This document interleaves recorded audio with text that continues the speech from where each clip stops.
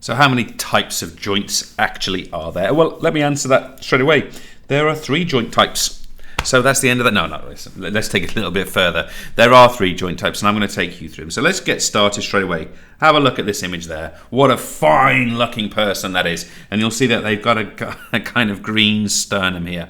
And I want to introduce you guys to the idea of what we would call a fixed joint.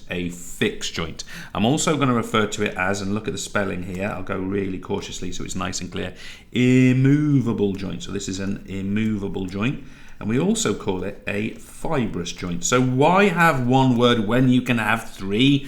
There are those 3. Now, what do we mean by a fibrous joint? Well, first of all, there is no movement. So let's just go through this. There is no movement. At least there's no skeletal movement, so skeletal muscle movement. We're not manipulating this. I mean, it can move if someone's hitting the chest hard enough with something, but basically it doesn't move. You've also got fibrous sort of connections here between itself and other bones, in this case the clavicle. Okay, so we've got this fixed, non-moving, immovable, fibrous, and the reason we call it fibrous is the attachment is fibrous. The connective tissue is actually fibrous. Okay, so that's useful. Now, I've given an example here of the sternum. That's a great example to use. But some of the classic ones would be things like the cranium. Okay, the cranium. The cranium has these kind of, I don't know if you can see it on here, but we have these kind of sutures on the cranium, okay, and the cranium is kind of fused together. You may be aware of, for example, that children at birth, they're not fused actually. Therefore, the reason that's to allow the head to be able to be pushed through the cervix and the vagina and be able to actually move and be manipulated, so it can sort of reform and it solidifies and becomes fibrous after birth. I did read somewhere how long that takes. Of course, it varies per person. I think it's a little while. I think it's more than days. I mean, don't quote me on that because I wasn't thinking about it until just now. The other one I want to mention to you, which I think is a nice one for you to be aware of, is the joint between your tibia and your fibula. Okay, your fibula. These are fused together with fibrous tissue. If you think about the equivalent joint in your arm, your radius and ulna, your radio-ulnar joint, you can actually pivot that and turn that. Okay, because it's not a fibrous joint. But the one in your leg, I mean, don't try, but you won't be able to twist your tibia around your fibula or vice versa. That can't be done. Okay, so there's our immovable fibrous fixed joints. Good. Let's take it a bit further. Here we go. What a fella! Goodness me, look at that. That's almost a pose from Skeleton Boy there. I don't know why it's a boy, but it's sort of seen. I don't know why I think it's a boy, but you know what I mean. This one here is what we would describe as a slightly movable joint. Okay, slightly movable. We also refer to these as, look at spelling, cartilaginous. A cartilaginous joint. Why? Because our vertebrae, remember with vertebrae, but by the way, guys, vertebrae, this is the plural like this, yeah, vertebrae. If I was doing the singular of the backbone, it would be vertebra. Okay, notice the different ending. Brae is the plural.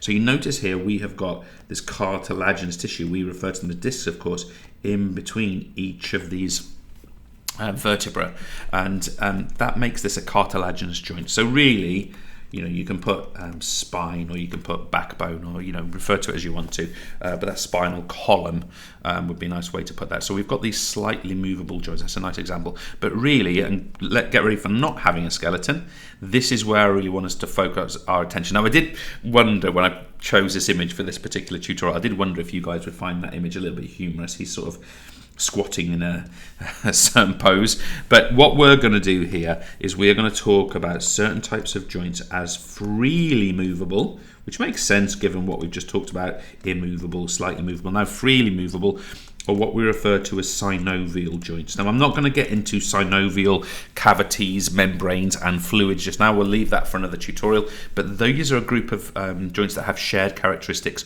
although they have differences as well. And I really want to introduce you to 2 groups of these. Group 1 is here and here. Okay, so let's say that is group 1. Okay, so group 1 is those red ones there. And I also want to introduce you to group 2. And group 2, okay, I'm going to show you is, whoops, what's happened there? I'm going to show you is here, and is here. Okay, now I'm pretty sure you could name all of those joints: shoulder, hip in red, elbow, knee and ankle in blue or purple, whatever that is. But the point I would like to make to you guys is we're going to have a big focus on two groups of joints. So we're going to focus on what are referred to as the hinge joints. Which of the colours that I just drew, sort of sketched onto that illustration there, which of those do you think are hinge joints? And if you're saying to me, James, I think it's the blue ones, you would be tick, tick, tick, correct. Those are hinge joints, okay? Hinge joints. So we are talking about with hinge joints, we are talking about the elbow, the knee, and we are talking about the ankle. Now they are different, but they have shared characteristics. One of the key characteristics is that they move effectively in the same way. You know, we can see here from this here, which is flexion at the knee. Well, our elbow is also capable of extension as it is now, or flexion if it was bent. It's the same sort of notion. Same with our ankle. Okay, we call it slightly different things, we'll come to that, but we've effectively got flexion and extension. We call it plantar flexion and dorsiflexion, but that's for another day. So we've got that grouping. And the other grouping I want to make you aware of is, of course, our number 2s here, and this is what we refer to as our ball and socket joints, and for obvious reasons too, as will become revealed as we make progress down this course. But with our ball and socket joints, we are talking about the shoulder, and we are talking about the hip. And I should be clear, guys, we are literally talking about the top of the femur. If we sketch the femur in here, okay, it would literally have a ball on top. It's actually got a couple of other features on there as well. It's kind of got like a sticky outy bit. It's called the greater trochanter. We're not going to talk about that. But the top of it is a ball. If we look at your humerus as well, the top of it is literally a ball, and it sits in a socket. So it sits in a socket here and it sits in a socket here. And we'll come back to that in due course. But those are our ball and socket joints, and the shoulder and the hip are examples. Hope that's useful. Cheers.